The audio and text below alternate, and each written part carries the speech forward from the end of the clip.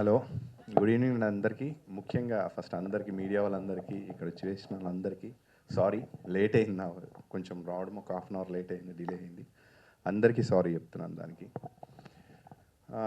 Suryapet junction, దీంట్లో ఈ కథ కూడా రాసింది నేనే, రైటర్ కూడా దీనికి. ఈ సినిమా స్టార్ట్ అయింది, ఎండ్ కూడా అయింది, కానీ కొంచెం టైం పట్టింది. మా డైరెక్టర్ గారు కానీ ఇందులో చేసిన ఆర్టిస్ట్ కానీ కొంచెం బిజీ ఉండి రాలేకపోయారు. సో అందరికీ రాలేకపోయినందుకు వాళ్ళు సారీ చెప్పారు, కానీ బట్ ఎవరు లేకుండా ఈవెంట్ ఫిక్స్ చేశాం కాబట్టి చేయాల్సి వచ్చింది అందరికీ. సూర్యాపేట్ జంక్షన్ అంటే ఈ టైటిల్ అనుకునే ముందు, ఎందుకనంటే సూర్యాపేట్ అనేది మనకి వెరీ ఫెమిలియర్. ఆంధ్రాకి ఇటు తెలంగాణకి ఒక బార్డర్లో జరిగే కథ ఇది. ఇంకోటి ఏంటంటే ఒక నెక్స్ట్ కాన్సెప్ట్ వేసుకున్న, మీరు ట్రైలర్లో విన్నారు కదా, ఫ్రీగా వస్తే మన భవిష్యత్ నాశమవుతుందని చెప్పేసి అన్నారు కదా. అది రీజన్ ఏంటంటే మనకి గవర్నమెంట్ నుంచి ఎన్నో ఫ్రీగా వస్తున్నాయి అందరికీ. ఫ్రీగా వస్తున్న దాంట్లో ఆ ఫ్రీ తీసుకొని దానివల్ల పాడేలా అవుతున్నారని, యూత్ పాడేలా అవుతున్నారని చెప్పేసి వాళ్ళు ఇంజనీరింగ్లోనే దగ్గర దగ్గర ఎన్నో సంవత్సరాల నుంచి ఉంటారు. దానివల్ల వాళ్ళకి ప్రాబ్లం ఎలా అయింది, ఫ్యామిలీ కూడా ప్రాబ్లమ్స్ ఏం ఫేస్ చేస్తుంది, దానివల్ల మిడిల్ క్లాస్ వాళ్ళకి ఏం ప్రాబ్లం అవుతుంది అనేదే కాన్సెప్ట్ ఇది. ఎంతసేపు గవర్నమెంట్ ఎప్పుడు ఫ్రీ లేని వాళ్ళకి ఇవ్వడం అని చెప్పేసి అని అంటారు, కానీ ఎక్కడ లేని అడుక్కోలేకుండా ఉన్నది మిడిల్ క్లాస్ వాళ్ళే. చెప్పాలంటే వాళ్ళకి ఫేస్ చేసే ప్రాబ్లమ్స్ ఏంటి దీంట్లో అనేది ఒక లైన్ తీసుకొని చేయాల్సి వచ్చింది సినిమా. కథ రాశాను, కానీ డైరెక్షన్ కూడా ఎందుకు మనకు రాదు. దాంట్లో డైరెక్టర్ గారు రాజేష్ నాదెండ్ల గారు ముందు కథనం అనే మూవీ చేశారు.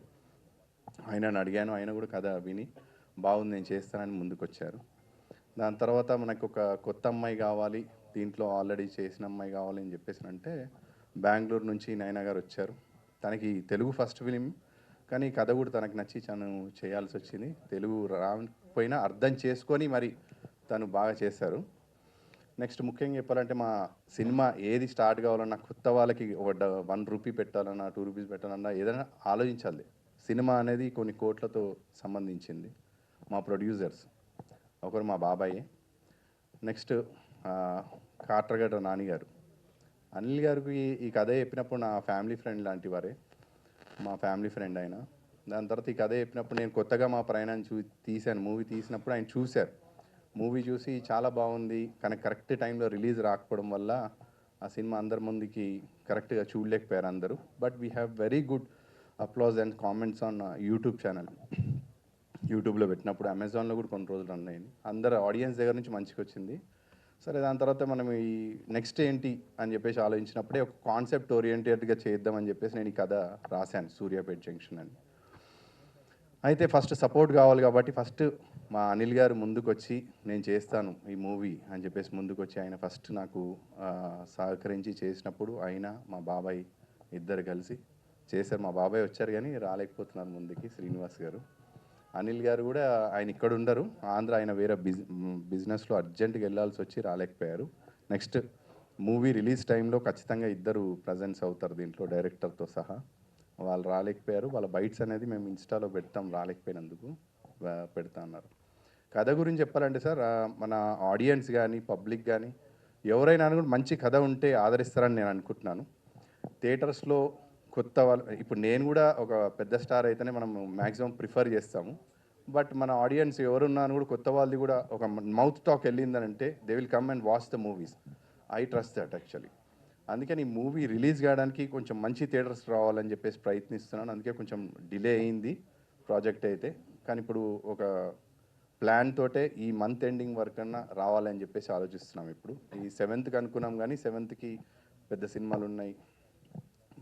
నాకు నచ్చిన హీరోయిన్ సాయి పల్లవి గారి సినిమా ఉంది, అది ఎట్లయినా మ్యాక్సిమం ఎట్లయినా ఆడియన్స్ అందరూ ప్రిఫర్ చేస్తారు. So we have to look the sum dates and theatres కూడా రావాలి, కానీ ప్రమోట్ కావాలి. సడన్గా నేను ట్రైలర్ రిలీజ్ చేసిన వెంబటే 1 వీక్లో రావాలి అని అంటే ఎవరు వచ్చి మన సినిమాకి కొట్టేసుకొని వచ్చి చూడరు. కాబట్టి కొంచెం ట్రైలర్ ప్రమోట్ అయ్యి చూడాలి అని చెప్పేసి నేను ఆశిస్తున్నాను అందరూ ఆడియన్స్ని. ఎందుకంటే but I will not disappoint any one.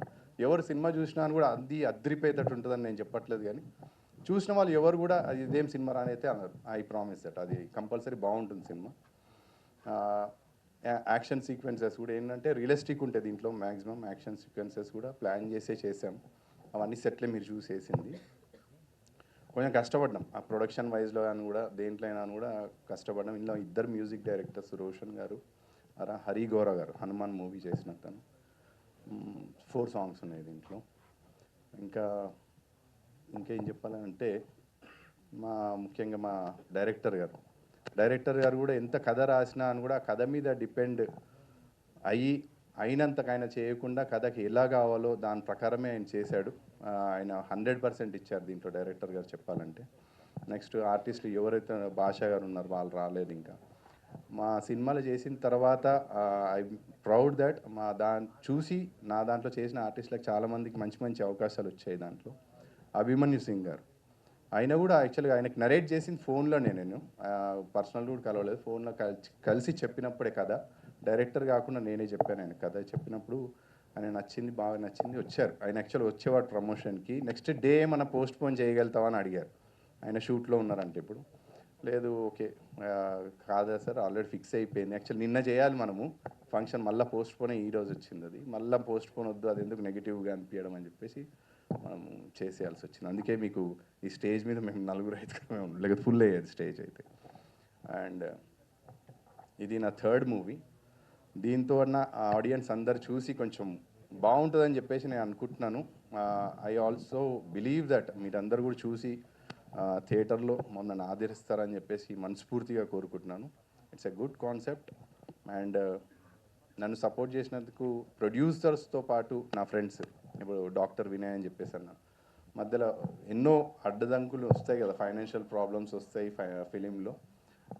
Doctor గారు కానీ, ఇప్పుడు పైకి పిలిచిన చెన్నకేశవ్ గారు కానీ, వీళ్ళందరూ సరే ఏం బాగుంది మూవీ, మనం వెళ్దాం, ముందుకు వెళ్దాం, ఏమవుతుంది ఒకసారి మేము పుష్ చేద్దామని చెప్పేసి వీళ్ళిద్దరి సపోర్ట్ నాకు బాగా ఉంది. నా ఫ్రెండ్స్ కూడా చాలామంది, యాక్చువల్గా అందరికి ఇంట్లో వాళ్ళు పెడతారని చెప్పేసి మ్యాక్సిమం ఉంటుంది ఇండస్ట్రీలో, కానీ నాకు ఫస్ట్ నుంచి సపోర్ట్ చేసింది కూడా ఫ్రెండ్సే. ఫస్ట్ మూవీ సపోర్ట్ చేసింది కూడా మా విశాల్ అని చెప్పేసి ఆయన సపోర్ట్ చేశాడు. నెక్స్ట్ ఇప్పుడు కూడా చేసింది ఫస్ట్ ఫ్రెండ్స్ సర్కిల్ నుంచి వచ్చింది. సో మనకు మంచి ఫ్రెండ్స్ ఉంటారు, అలానే చెడు ఫ్రెండ్స్ కూడా ఉంటారు. ఈ సినిమా స్టార్ట్ కావడానికి ఎలాంటి ఫ్రెండ్స్ ఉన్నారో అలాంటి కొన్ని బ్యాడ్ స్నేహాల వల్ల కూడా ప్రాబ్లం వచ్చింది. అవన్నీ ఇప్పుడు డిస్కషన్ వద్దు అని అనిపించింది. ఫ్రెండ్స్ అనేది మన లైఫ్లో మన మదర్ అండ్ ఫాదర్ ఎలా ఉంటారో అలాంటి ముఖ్యమైన పార్ట్ చెప్పాలంటే. ఫ్రెండ్స్ వల్ల మనం ముందుకు కూడా వెళ్తాము, అలానే కొన్ని ప్రాబ్లమ్స్ కూడా ఫేస్ చేస్తాం. అండ్ వచ్చిన మీ అందరికీ థ్యాంక్స్ అండి, మీడియా వాళ్ళకి.